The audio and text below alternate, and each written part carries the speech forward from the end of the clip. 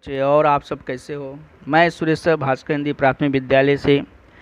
देखिए, परिसर अध्ययन तीसरी कक्षा में मैं आपको पहला पाठ हमारे आसपास बताया था और सजीव और निर्जीव के विषय में जानकारी दी। पत्थर और वनस्पतियों के बारे में जानकारी दी। प्राणी और वनस्पतियों में क्या अंतर है इसके विषय में बताया।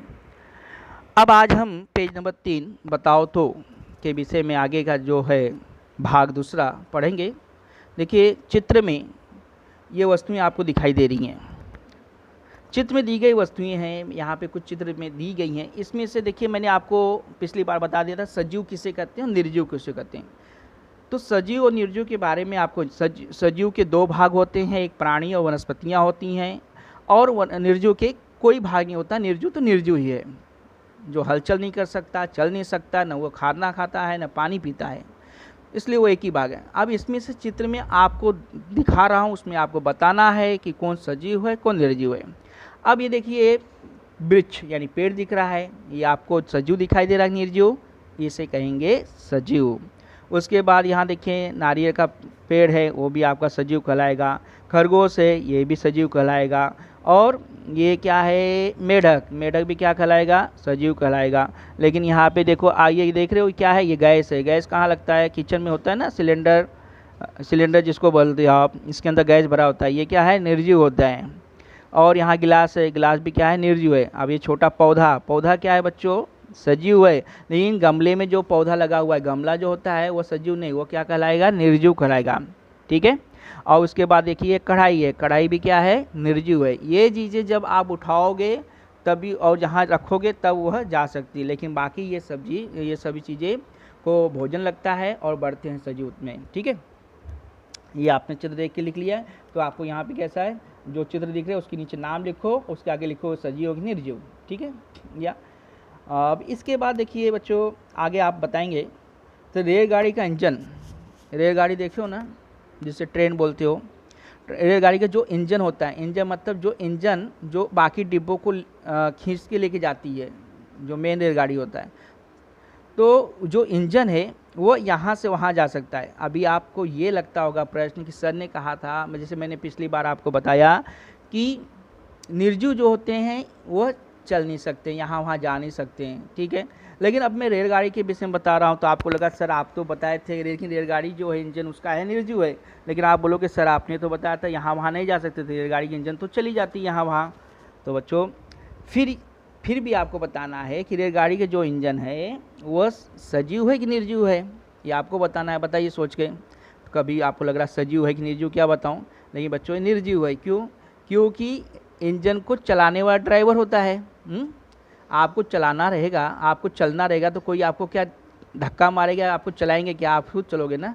तो इसका मतलब आप सजीव हो और रेलगाड़ी का जो इंजन है निर्जीव है, उसे चलाने के लिए ड्राइवर लगता है। और दूसरी बात, वो भोजन क्या खुद से करता है क्या, वो उसके बाद भोजन क्या करता है, कुछ नहीं करता है, उसमें सब मशीनें रहती हैं, इसलिए वो चलाते हैं, वो चलती है, मोटर है वो, इसलिए उसे क्या कहेंगे, निर्जीव कहेंगे। बराबर है। अब इसके बाद सजीव वृक्ष की लकड़ी।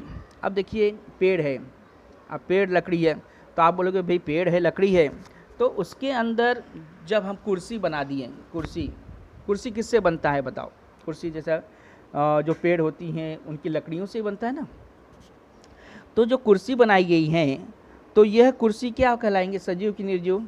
तो इसमें आप सोचोगे, लेकिन वो भी क्या होगी, निर्जीव। क्योंकि सजीव वो जो पौधे पेड़ सूख जाते हैं, जो गिर जाती हैं तो निर्जीव हो जाते हैं, और उसको काटने के बाद सुखा कर फिर उसके बाद में बढ़ई जो होते हैं अपना उसको लकड़ी मतलब लकड़ी से क्या बनाते हैं, कुर्सी बनाते हैं, सोफ़ा बनाएंगे, बेड बनाएंगे। हाँ, ऐसा सारी चीज़ें कितने घर के अंदर जो सामानें हैं आप देखेंगे लकड़ी की होती हैं, तो वो सब वनस्पतियों की ही होती हैं, लेकिन वह क्या कहलाएंगे, निर्जीव कहलाएंगे, क्योंकि सूख जाती हैं इसलिए निर्जीव कहलाती हैं।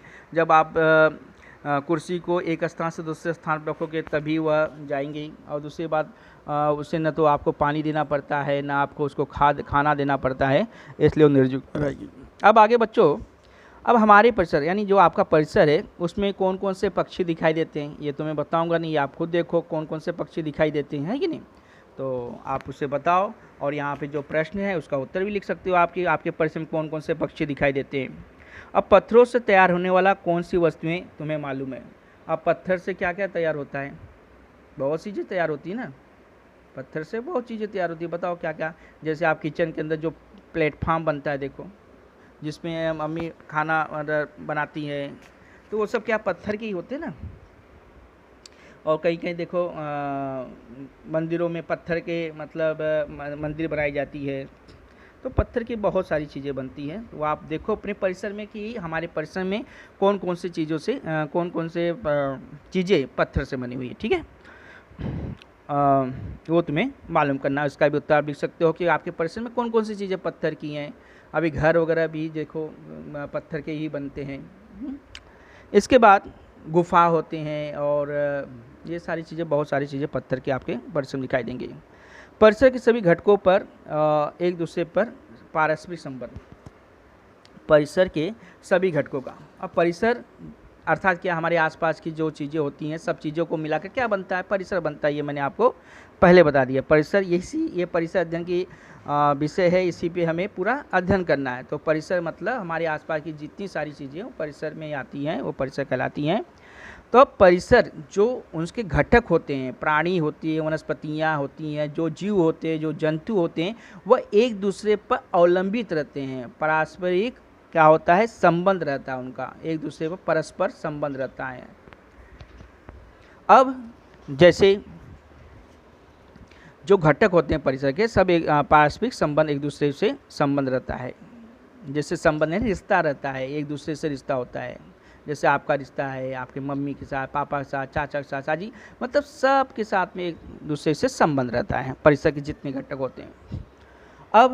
अब देखो पानी और हवा, पानी और हवा। पानी आप क्या करते हो, पीते हो, जल पौधों को में नहाते हो, धोते हो, मतलब पानी जो है। और हवा जो दिखाई नहीं देता, फिर भी मैंने कहा था प्राणी हवा जो है हमारे परिसर का ही घटक है, हमारे परिसर का ही भाग है। तो ये दोनों पानी और हवा क्या होते हैं, परिसर के घटक हैं। सभी सजीवों को इनकी आवश्यकता होती है, जितने भी सजीव हों। आपको देखो, आपको हवा चाहिए कि नहीं, पानी चाहिए कि नहीं, पशु पक्षियों को चाहिए कि नहीं, उनको भी चाहिए। लेकिन आपको ये लगता होगा कि ये तो ठीक है, लेकिन ये वनस्पतियाँ जो होती हैं, पेड़ पौधे जो होते हैं, वो तो आप श्वसन लेते हुए तो उनको देखे नहीं हो, तो आप बोलोगे तो वो तो श्वसन लेते नहीं। लेकिन मैंने पहले कहा था कि जो सजीव होते हैं वो श्वसन करते हैं। अब देखिए श्वसन कैसे करते हैं। आप देखिए, जैसे आप सोच रहे हो कि भाई वनस्पतियाँ श्वसन करती हैं कि नहीं, क्योंकि आप श्वसन कर रहे हो, क्या वो दिखाई दे रहा है, हवा दिखाई नहीं रही, लेकिन वह श्वसन करती हैं। और एक चीज़ मैं अभी इसमें पाठ में तो आपके नहीं है, फिर भी एक जानकारी के लिए थोड़ा सा आपको बता रहा हूँ कि बच्चों, वनस्पतियों से और हमारे में बहुत पारस्परिक संबंध है। कैसे, वनस्पतियाँ क्या होती हैं, ऑक्सीजन लेती हैं, एक शुद्ध हवा नहीं, कार्बन डाइऑक्साइड लेती हैं बच्चों। हम क्या लेते हैं, ऑक्सीजन लेते हैं। हम शुद्ध हवा लेते हैं अपने शरीर के अंदर, और जो शरीर के अंदर शुद्ध हवा लेते हैं, हवा जाती है फेफड़ों से द्वारा हमारे शरीर के जाके विभिन्न आंतरिक अंगों में जाकर उसे शुद्ध करती है, फिर वो फेफड़े बाहर निकलती है, हम सांस लेते हैं और फिर छोड़ भी देते हैं।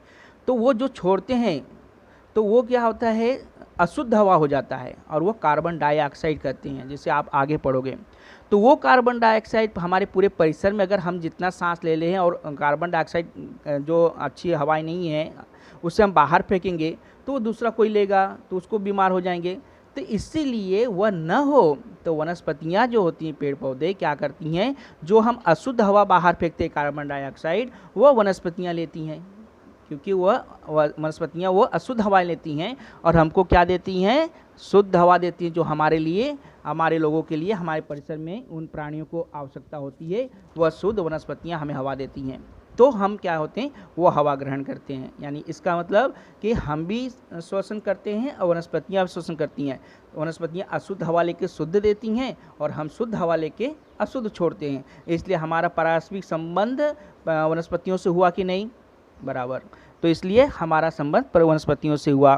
और पानी, हवा, सभी सजीवों को इनकी आवश्यकता होती है। वैसे ही सभी सजीवों को भोजन की भी आवश्यकता होती है। भोजन की आवश्यकता, प्राणी है, वनस्पतियां हैं, आप हैं, स्वयं, सबको भोजन की आवश्यकता है। और ये भोजन कहीं हमें दूर नहीं जाना पड़ता बच्चों, ये भोजन हमें अपने परिसर में ही प्राप्त होता है, अपने आसपास ही मिल जाता है। अब सजीवों को जीवित रहने के लिए आवश्यक अन्य वस्तुएं भी परिसर से मिलती है, जैसे भोजन की बात हो गई, और भी हमें बहुत सारी चीज़ें, हम खाली भोजन के पेट तो भरना नहीं है ना, हमें रहना है, जैसे बारिश हो रही है, और बारिश बहुत सारी चीज़ें होती हैं, वो भी हमें सारी चीज़ें हमें परिसर से ही प्राप्त होती है, बराबर है कि नहीं। सजीवों को जीवित रहने के लिए आवश्यक अन्य वस्तुएं भी हमें क्या होती हैं, चीज़ें हमें परिसर से ही मिलती है। अब देखो जैसे पक्षी जो होते हैं घोंसले बनाते हैं, पक्षी क्या होते हैं, घोंसले बनाते हैं। क्यों घोंसले बनाते हैं, घर क्यों नहीं बनाते, क्योंकि वो छोटे होते हैं ना, छोटे एकदम छोटे। अब जैसे आकार शरीर का रहेगा वैसे ही घर होगा ना, तो उनको उतना बड़ा नहीं चाहिए, उनको छोटे घोंसले में वो अपना रह रहते हैं। और वो भी मैंने आपको पिछली बार बताया कि वो घोंसले किस लिए बनाते हैं, उसमें अंडे देंगे, उसमें से चूजे बाहर निकलेंगे, उनकी सुरक्षित करने के लिए अच्छे से घोंसला बनाते हैं। अब घोंसले बनाने के लिए अब छोटी सी चिड़िया कैसे घोंसला बनाती है, वो क्या क्या चीज़ें लेकर आती है, आप सोचो कितना घोंसला कभी देखा है आपने, कैसा घोंसला कितना अच्छा बनाती है। तो ये घोंसले बनाने के लिए वो चीज़ें क्या लगता है, देखिए बच्चों, पक्षी घोंसले तो बनाते ही आपको मालूम है, उनके लिए पक्षियों को क्या क्या लगता है, कपास, कपास जानते हो, रुई जिसको बोलते हैं, कापूस, रुई, और तीलियाँ, छोटी छोटी तीलियाँ होती हैं ना, हाँ तीली, और धागे, छोटे छोटे धागे, जो जैसी वस्तुएं लगती हैं, क्या बनाने के लिए ये सब वस्तुएं लगती हैं, घोंसले बनाने में क्या क्या लगती है, मैंने क्या क्या बताया, पहला क्या बताया, कपास, दूसरा तीलियाँ, तीसरा धागे। ये वस्तुएं मिलाती हैं, लेती हैं चिड़िया और गौरैया, और उससे अपना घोंसला बनाती हैं। लेकिन अब ये सब चीज़ें मिलती कहाँ हैं, मैंने कहा कहीं दूर जाने की आवश्यकता नहीं, कहाँ मिलेगी, सब परिसर में मिलती है, अपने आसपास में मिल जाती है। तो ऐसे गौरैया को भी अपने आसपास इन सब चीज़ों में वो जगह पे मिल जाती है, बराबर। अब देखो बच्चों, अब अगला हम क्या पढ़ेंगे, पेज नंबर 4 पर। अब पेज नंबर 4 आप देख ही रहे हो, ये चित्र भी देख रहे हो। तो गौरैया के बारे में बताया, गौरैया घोंसला कैसे बनाती हैं। अब क्या क्या चीज़ें से बनाती हैं, कैसे बनाती है वो बाद में बताएं, क्या क्या चीज़ें से बनाती वो सब मैंने बताया। अब देखिए मनुष्य में आप आते हो, प्राणी, मनुष्य तो परिसर में कितनी सारी वस्तुएं प्राप्त करता रहता है।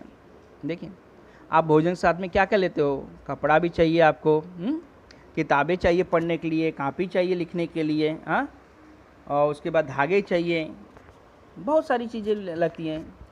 तो अब जैसे कपास, ऊन मालूम है ना, स्वेटर जिसे बुनते हैं, रेशम के धागे, रेशम आदि वस्तुएं हमें कहाँ से मिलती हैं, सब परिसर से मिलती हैं। और इन सब चीज़ों से हम क्या बनाते हैं, ये सब चीज़ों से कारखाने में जाकर कपड़े तैयार होते हैं। बच्चों ये सब चित्र देख रहे हैं, ये सारी चीज़ें सब आपने देखा है, और ये सब सारी चीज़ें कहाँ मिलती हैं, सब परिसर मिलती हैं। खाली आपको इन सब चीज़ों के चाहिए, यहाँ नीचे नाम लिख दो, सब चीज़ों के नाम लिख दो। टोकरी है, और ऊन है, रेशम है, और फ्रॉक है, शर्ट है, भेड़ है, किताब है, कपास है, ये सारी चीज़ें। अब परिसर से प्राप्त होने वाली वस्तुओं से ही मनुष्य क्या बनाता है, चटाइयाँ बनाता है। मनुष्य चटाइयाँ जो बनती है, देखिए जितनी भी सारी वस्तुएं आपको दिखाई देती है ना, ऐसा लगता है कैसे बनती है, ये सारी चीज़ें वस्तुओं से ही मिलकर ही बनाई जाती है, कहीं बाहर से नहीं। चटाइयाँ बनती है, टोकरियाँ मिलती हैं, कॉफ़ी का कागज़ जैसी, कॉपी मतलब नोटबुक जिस पे लिखते हो, कॉपी का कागज़ जैसी वस्तुएं बनता है। अब घर बनाने के लिए मनुष्य को क्या लगता है, घर भी बनाते, घर में बनाते, देखिए मिट्टी के घर बनते हैं, पहले मिट्टी के घर बनते थे गांव में, देखो मिट्टी के घर, आपने मिट्टी घर में रहते भी हों। मिट्टी के बाद फिर पत्थर के घर बनने लगे, हाँ, पत्थर के घर, लकड़ी के घर। और ये मिट्टी, पत्थर, लकड़ी, ये सारी चीज़ें कहाँ मिलती है, सब परिसर मिलते हैं, हमारे आसपास से मिलती हैं। कुछ वनस्पति, अब देखियो, अब ये देखिए, अब कहीं कहीं आपको ये भी लगता होगा, क्या लगता होगा, कि वनस्पतियाँ जो होती हैं, ये वनस्पतियाँ, जैसे हम तो यहाँ पौधे लगाते हैं, अपने आसपास अगल बगल में पौधे लगाते हैं, लेकिन जहाँ जंगल में तो कोई जाता भी नहीं है, फिर वहाँ जंगल में नहीं जाते तो वहाँ पे पेड़ पौधे कैसे आ जाते हैं, ऐसा लगता है ना, कि भाई उनमें वहाँ से पेड़ पौधे कैसे हो जाते हैं। तो अब इसके बारे में बता रहा हूँ कि जंगलों में, दूर दूर जगहों पे पेड़ पौधे कैसे उत्पन्न हो जाते हैं, पौधे कैसे हो जाते हैं। एकदम सिंपल बात है बच्चों, देखो समझो, ध्यान से समझो। अब देखिए, अब वनस्पतियाँ बढ़ती हैं तो उसके कुछ बीज होते हैं, वो गिरती हैं नीचे, बीज गिरती हैं। अब ये मैंने पहले बता चुका हूँ, अब आगे मत पूछना कि बीज गिरती हैं तो वो उसमें से क्या निकलता है, अंकुर, ज़मीन में जाती हैं तो अंकुर निकलता है, अंकुर से पौधे, पौधे से फिर बाद में बड़े वृक्ष हो जाते हैं। तो कुछ वनस्पतियों के बीज पवन के द्वारा बिखेरे जाते हैं। जैसे ये अपने वनस्पतियों में बीज लगे हैं तो हवा चलती, कभी कभी तेज़ हवा से क्या होता है, जो बीज होती हैं वह बीज क्या होती हैं, हवा में ही उड़ने लगते हैं और उड़ते हैं द्वारा वो पवन के द्वारा, पवन यानी हवा के द्वारा कहीं यहाँ वहाँ क्या हो जाते हैं, बिखेर दिए जाते हैं।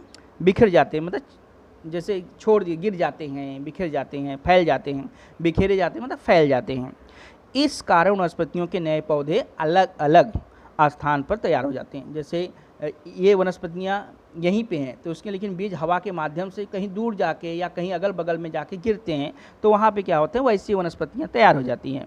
तात्पर्य क्या है, मतलब इसका अर्थ क्या है बच्चों, ये परिसर द्वारा वनस्पतियों को भी सहायता मिलती है। मतलब वनस्पतियाँ जो होती हैं उनको परिसर के द्वारा क्या होती है, मदद मिलती है, सहायता मिलती है। वनस्पतियाँ जो इतनी फैली हुई हैं उसमें किसकी सहायता मिली, हवा की भी सहायता मिली है। हवा के माध्यम से एक स्थान से दूसरे स्थान पर उसके बीज जाते हैं, वहाँ पे वनस्पतियाँ तैयार हो जाती हैं। बराबर बच्चों। अब देखो, सजीव और वस्तुएं परिसर से लेते हैं, सजीव भी वस्तुएं परिसर से ही लेते हैं। सजीव जो होते हैं, सजीव कितने, दो प्रकार के हैं, प्राणी, वनस्पतियाँ। जो वस्तुएं परिसर से लेते हैं, परिसर पर उनका क्या प्रभाव होता होगा, सजीव जो वस्तुएं परिसर से लेते हैं और परिसर पर उनका क्या प्रभाव होता होगा, ये देखिए। गिद्ध आपने देखा है, गिद्ध उड़ता है ना जो, और लोमड़ी भी आपने देखा है। गिद्ध और लोमड़ी जैसे प्राणी, ये जो प्राणी होते हैं ये अपना भोजन कैसे करते हैं, मरे हुए प्राणियों के मांस खाते हैं। ये लोग शिकार नहीं करते, जो मर जाते हैं उनके मांस को वो लोग खाते हैं। गिद्ध हो गए, लोमड़ी हो गए, ठीक है। तो ये मरे हुए प्राणी के मांस, अगर समझो ये कैसे मांसाहारी है तो इनको मांस चाहिए, तो जो प्राणी मर जाते हैं वो उनका भोजन हो गया। और ये अपना पेट भरते भरते ये प्राणी परिसर को क्या करते हैं, स्वच्छ करते हैं। अब देखो इनके वजह से, देखिए किसके, गिद्ध की वजह से, लोमड़ी की वजह से हमारा परिसर स्वच्छ होता है।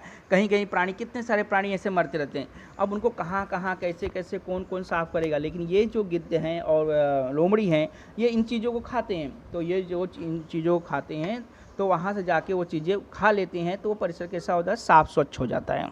तो देखिए इस प्रकार से ये भी हमारी मदद कर रहे हैं। गिद्ध और लोमड़ी अपना पेट भरने के प्राणी परिसर स्वच्छ रखते हैं। मरे हुए प्राणियों के बचे हुए भाग क्या होते हैं, सड़ते हैं। जब कुछ भाग रह जाता है, जो प्राणी होते हैं मर जाते हैं, मरे हुए जो प्राणी होते हैं उनके जो भाग बचा होता है, कुछ भाग तो गिद्ध और लोमड़ी खा लेते हैं, लेकिन कुछ जो भाग बच जाता है वो भाग क्या होता है बताओ, वो भाग क्या होता है, धीरे धीरे क्या होते हैं, सड़ने लगते हैं। और सड़ने से यह सड़ा हुआ पदार्थ क्या होता है, कहाँ मिल जाता है, क्योंकि मिट्टी में मिल जाता है। बराबर है, वह मिट्टी में मिल जाता है, मिट्टी में क्या होता है, मिश्रित हो जाता है, मिक्स हो जाता है। और उसके बाद जो वनस्पतियाँ होती हैं, पेड़ होते हैं, पौधे होते हैं, उनकी जो पत्तियाँ होती हैं, जब पतझड़ आता है तो पत्तियाँ क्या होती है, सूख जाती है। सूखने के बाद वो भी क्या होती है, नीचे गिर जाती हैं। यानी मरे हुए प्राणियों के जो सड़े हुए भाग और पत्तियाँ जो नीचे गिर जाती हैं, सूखी पत्तियाँ वो भी झड़ जाती हैं। और वही कहाँ होती हैं, पत्तियाँ जो झड़ती हैं वो भी कहाँ मिल जाती हैं, मिट्टी में मिल जाती हैं। और मिट्टी में मिल जाती हैं, वह गिरकर क्या होती है, वो भी सड़ने लगती है। मिट्टी में गिरकर वो भी पत्तियाँ सड़ने लगती है। और इससे मिट्टी क्या होती है, अब ये सब चीज़ों से क्या होता है, खाद का रूप बन रहा है। जिससे मिट्टी क्या हो जाती है, मिट्टी में ये सब चीज़ें मिलने से मिट्टी में क्या होता है, कसदार यानी पकड़ आ जाती है, कसदार पकड़ आती है, जिसको बोलते हैं उपजाऊ। जैसे उपजाऊ कहते हैं, उपजाऊ भूमि होता है, कसदार हो जाती है, जकड़ लेती है मिट्टियाँ। कोई पौधे हम डालेंगे तो अच्छे से उत्पन्न होता है। तो कसदार उपजाऊ मिट्टी द्वारा वनस्पतियों को क्या होता है, अच्छा पोषण मिलता है, अच्छा खाना मिलता है, अच्छा भोजन मिलता है उनको, उनका अच्छा वृद्धि होती है। इसका अर्थ यह है कि निर्जीव वस्तुओं से भी सजीवों द्वारा कुछ न कुछ परिवर्तन होता रहता है। बराबर बच्चों।